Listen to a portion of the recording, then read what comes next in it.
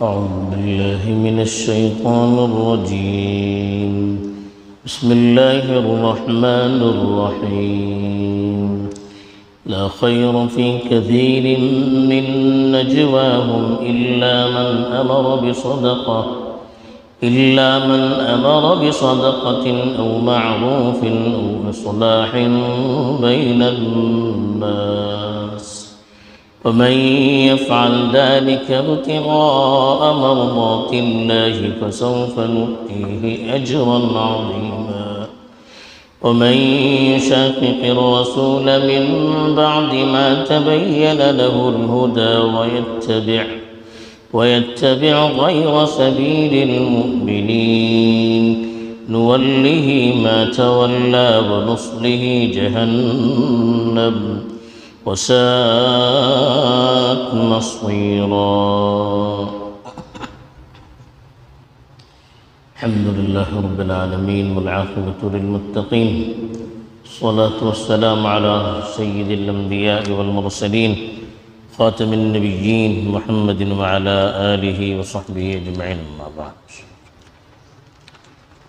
قرآن کے مطالعے سے معلوم ہوتا ہے کہ قرآن میں بہت ساری آیتیں خاص واقعات کے پس منظر میں نازل ہوئی تھی، لیکن اس کے ذریعے سے اللہ تعالیٰ نے عمومی پیغام امت مسلمہ کو دیا.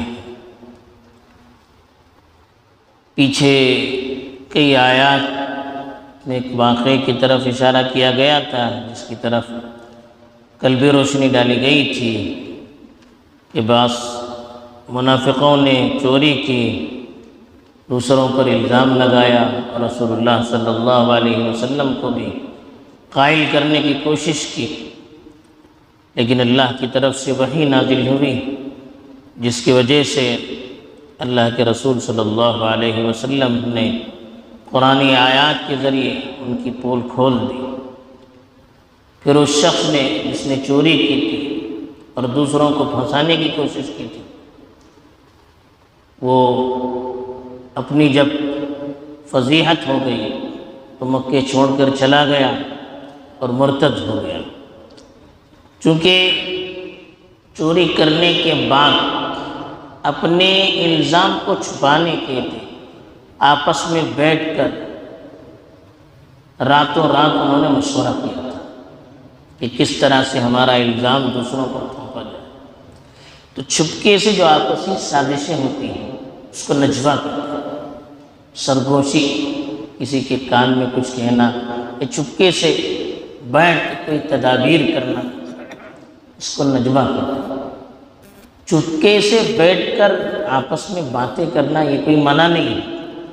قرآن میں اس کی تفصیلات سورہ مجادلہ میں آئی ہے.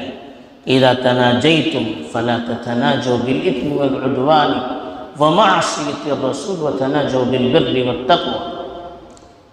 کہ آپ آپس میں اگر چپکے سے بات کرو تو گناہ کی باتیں مت کرو، رسول اللہ کی مخالفت کی باتیں نہ کرو، بلکہ اچھی چیزوں کی باتیں کرو.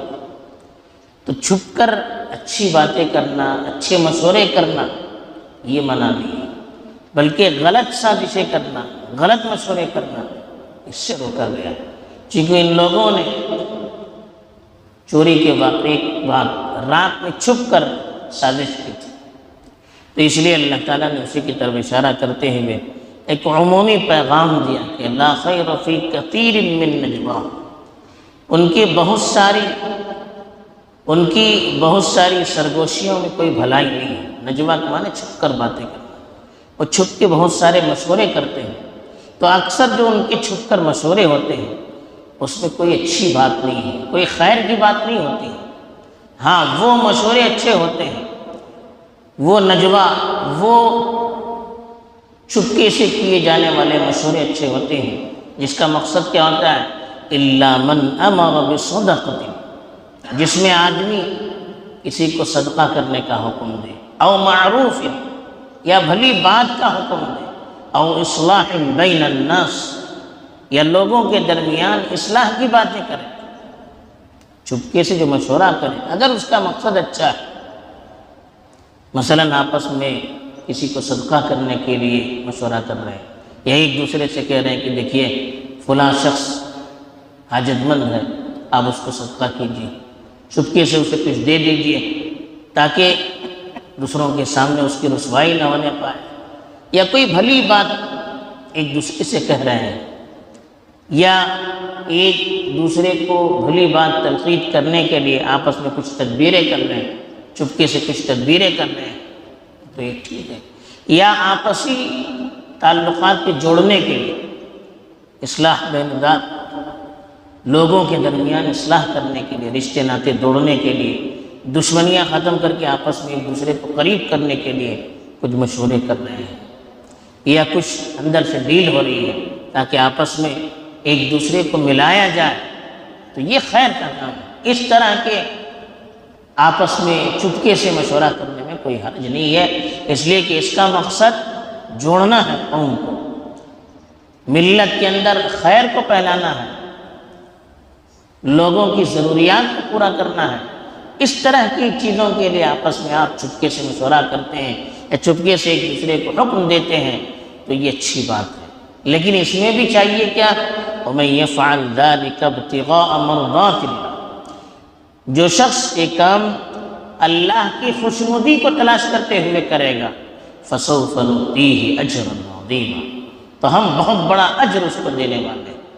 یعنی یہ خیر کے کام بھی، صدقے کا حکم دینا یا چپکے سے صدقہ کرنا یا چپکے سے بھلائی کا حکم دینا، ایک دوسرے کے خیر کی فکر کرنا، ایک دوسرے کو جوڑنے کا کام کرنا، اس کے لیے چپکے سے مشورے کرنا، تاکہ اس کے لیے بھی نیت اچھی ہونی چاہیے، اللہ کو راضی کرنے کی نیت ہونی چاہیے، یہ نہیں کہ ہمارا نام ہو جائے، ہمارا چرچا ہو جائے، ہماری شہرت ہو جائے، کل کو پیپر میں ہمارا نام آ جائے، سوشل میڈیا میں ہمارا نام آ جائے کہ میں نے صدقہ کیا، میں نے اچھی بات نصیحت اس لیے کی تاکہ لوگوں میں میرا چرچا ہو جائے، میں نے لوگوں کو جوڑنے کا کام کیا تاکہ کل سوشل میڈیا میں اس کی واہوائی ہو جائے۔ یہ مقصد نہ ہو، بلکہ اچھے کام کا مقصد بھی، اچھی سرگوشیوں کا مقصد بھی صرف اور صرف اللہ کو راضی کرنا۔ اگر اللہ کو راضی کرنا مقصد ہے تو اللہ نے کہا کہ فَسَوْفَ نُؤْتِيهِ أَجْرًا عَظِيمًا، کہ ہم ایسے لوگوں کے لیے بہترین اجر دینے والے ہیں، بہت بڑے اجر سے ان کو نوازنے والے ہیں۔ بہرحال یہاں اللہ تعالیٰ نے یہی بتا دیا کہ سرگوشیاں ہوں تو اچھے کاموں کے لیے، برے کاموں کے لیے چپکے سے میٹنگیں کرنا، چپکے سے سازشیں کرنا، یہ اللہ کو پسندیدہ نہیں ہے، ان پر وعیدیں سنائی گئی ہے۔ دوسری بات یہ بتائی کہ اچھا کام بھی کرنا ہو تو نیت اللہ کو راضی کرنے والی ہونی چاہیے۔ اللہ تعالی ہمیں اخلاص کے ساتھ اچھے کام کے لیے کوشش کرنے کی توفیق دے۔